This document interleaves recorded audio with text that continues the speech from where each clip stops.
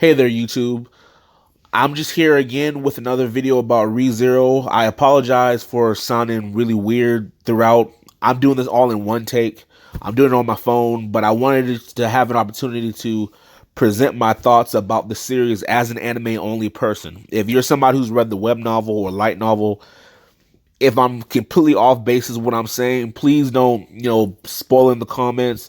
Just I would like some feedback though on if I'm getting closer or not, if that makes any sense. But anyway, Puck, this video is centered around Puck. In my opinion, I think Puck understands and knows about return by death. Why do I think that? If you go back to the beginning of the first season when Puck is called by Subaru to save Amelia from Elsa's attack, in that particular timeline, there's no way that Puck should know who Subaru is. They haven't met yet. So when Subaru calls out to Puck, that should have been a red flag. Puck should have said something like, who are you? How do you know my name? But that didn't happen. And it kind of was reinforced when Puck went up against Elsa. He said his name out loud and introduced himself as Puck. But for whatever reason, at no time did Puck ever say, how do you know my name? That was weird to me. The very next day, Puck actually mentions that he can kind of somewhat read Subaru's mind. I'm not sure if that was anything huge, but that was weird to me. Also, kind of let's think about Puck's beast form for a second. Why on earth from what I gathered from the anime, that apparently might be his original form. Why would he have to be that large, or what would cause him to be that size in the first place, and why is he small now? That just kind of was odd to me. And speaking of the beast form, we learn a lot when he's in that beast form.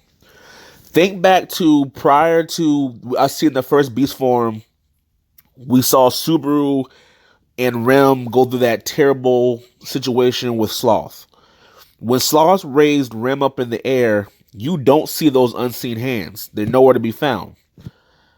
Subaru takes Rem back to the mansion and Puck kills him. Then the next time they run into Sloth, now Subaru's able to see those unseen hands. There could be a multitude of different reasons as to why Subaru can see those unseen hands, but I find it odd that he wasn't able to see the hands the first time, but after being killed by Puck, now he can see those hands. That beast form, I think it has something to do with that beast form. The final thing, actually two more things.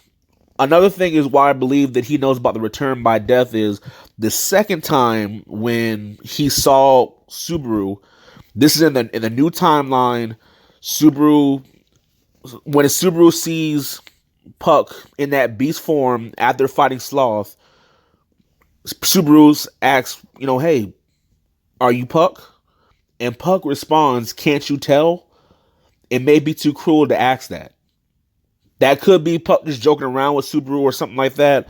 But Puck at that point should not have any memory of Subaru seeing him before.